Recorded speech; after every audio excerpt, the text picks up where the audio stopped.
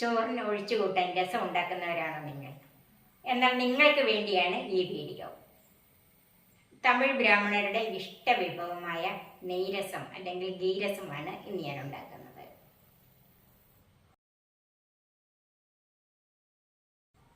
Hi, എല്ലാവർക്കും നമസ്കാരം. എല്ലാവരെയും കുക്കൂത്ത് സോഫിയിലേക്ക് സ്വാഗതം ചെയ്യുന്നു. ഈ നെയ്രസം ഉണ്ടാക്കുന്നത് എങ്ങനെയാണെന്ന് കാണണ്ടേ? നമുക്ക് നേരെ വീഡിയോയിലേക്ക് പോകാം. ചൂടായ പാനിലേക്ക് 2 ടീസ്പൂൺ നെയ്യ് ഒഴിച്ചു കൊടുക്കാം.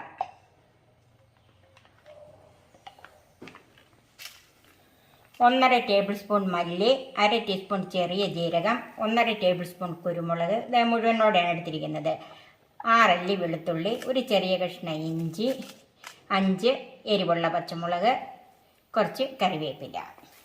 ഇതെല്ലാം കൂടെ നമുക്ക് നെയ്ക്കകത്തൊന്ന് മൂപ്പിച്ചെടുക്കണം. മല്ലി, ചെറിയ ജീരകം, വെളുത്തുള്ളി, ഇഞ്ചി, കുരുമുളക്,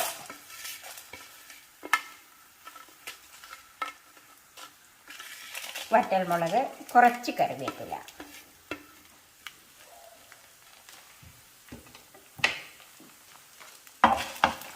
ഇത് ഒരു മീഡിയം ടു ലോ ഫ്ലെയിം അതിൽ കൂട്ടരുത്, കരിഞ്ഞു പോകരുത്.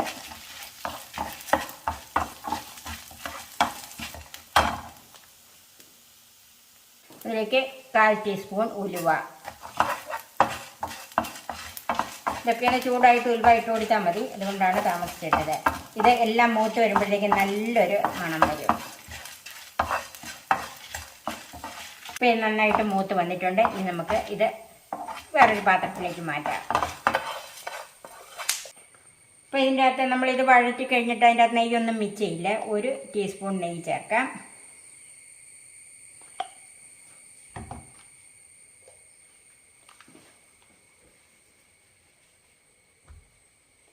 മൂന്ന് തക്കാളിപ്പഴം എടുത്തിട്ടുണ്ട്, ചെറുതായതുകൊണ്ടാണ് 3 എടുത്തത്. അത് ഈ നെയ്ക്കകത്തൊന്ന് വഴറ്റിയെടുക്കണം.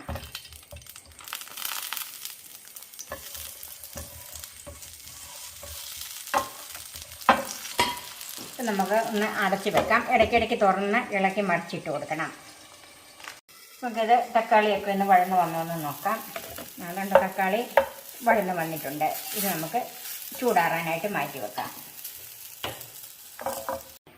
തക്കാളിപ്പഴം ചൂടാറുന്ന സമയത്ത് നമ്മൾ ആദ്യമേ വറുത്ത് വെച്ചതുണ്ടല്ലോ, മല്ലിയും കുരുമുളക്, മുളകെല്ലാം കൂടെ, അത് ചൂടാറിയിട്ടുണ്ട്. അതൊന്ന് പൊടിച്ചെടുക്കാം.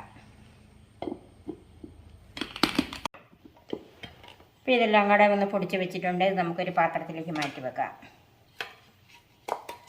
ഈ ജാറിലേക്ക് തന്നെ നമ്മുടെ തക്കാളിപ്പഴവും കൂടി ഒന്ന് തൊലി പൊളിച്ചിട്ട് ഒന്ന് അരച്ചെടുക്കണം.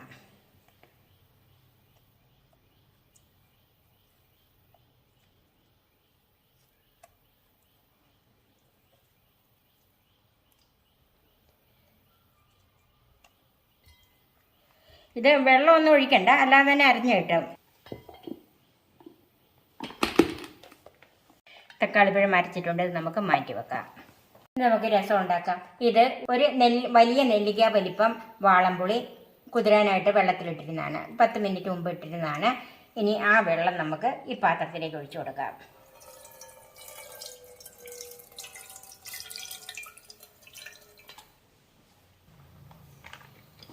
ഇതിലേക്ക് രസത്തിന് ആവശ്യമായ വെള്ളം ചേർത്ത് കൊടുക്കാം.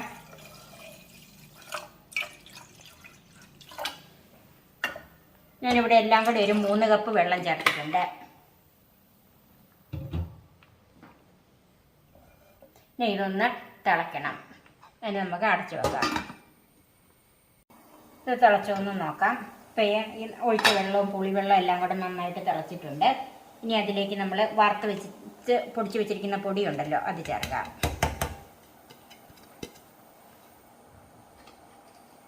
തക്കാളിക്ക് അരച്ചതും ചേർക്കാം.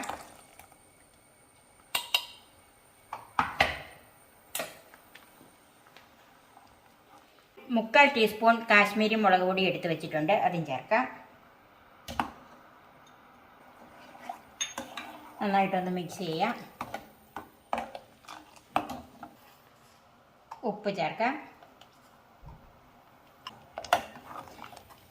ഇത് നന്നായിട്ട് തിളച്ചിട്ടൊന്ന് വേകണം. അതിന് തീ കുറച്ചിടണം. അപ്പം നമ്മൾ വറുത്ത പൊടികളാണെന്ന് പറഞ്ഞാലും അതെല്ലാം കൂടെ ഒന്നോടെ ഒന്ന് വേകണം, എന്നെങ്കിലേ രസത്തിൻ്റെ ടേസ്റ്റ് ശരിക്കും വരുള്ളൂ.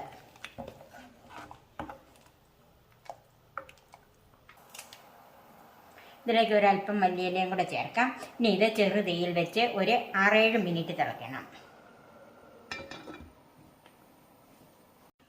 ഇപ്പോൾ ഒരു 6-7 മിനിറ്റ് നന്നായിട്ട് തിളച്ചതാണ്. ഇനി നമുക്കിതിൻ്റെ ഉപ്പും പുളിയും എല്ലാം ഒന്ന് നോക്കണം.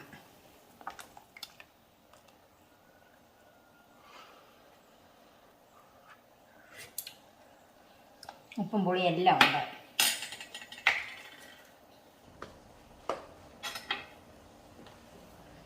ഇതിലേക്കൊരു 1/4 ടീസ്പൂൺ കായപ്പൊടി ചേർക്കാം. ഇത് ഞാൻ കട്ടക്കായം പൊടിച്ച് വെച്ചതാണ്.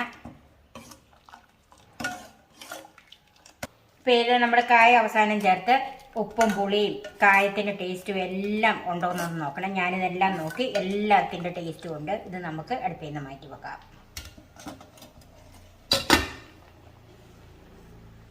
നമുക്ക് കടുക് വറുക്കാം. ചൂടായൊരു പാനിലേക്ക് 2 ടീസ്പൂൺ നെയ്യ് ചേർത്തിട്ടുണ്ട്. ഇത് കടുക് വറുക്കുന്നത് നെയ്യിൽ തന്നെയാണ്. ചൂടായ നെയ്യിലേക്ക് കടുക് ചേർക്കാം. 1/2 ടീസ്പൂൺ കടുക് ചേർത്തിട്ടുണ്ട്.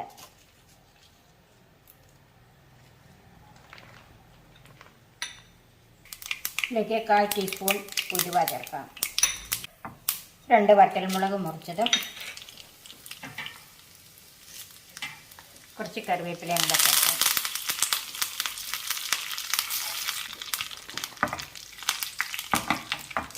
കടുക് വറുത്തത് മൂത്തിട്ടുണ്ട്. തീ ഓഫ് ചെയ്യാം.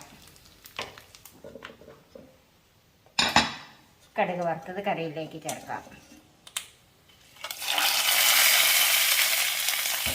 അല്പം ഗാർണിഷിന് മാറ്റി വെച്ചിട്ടുണ്ട്.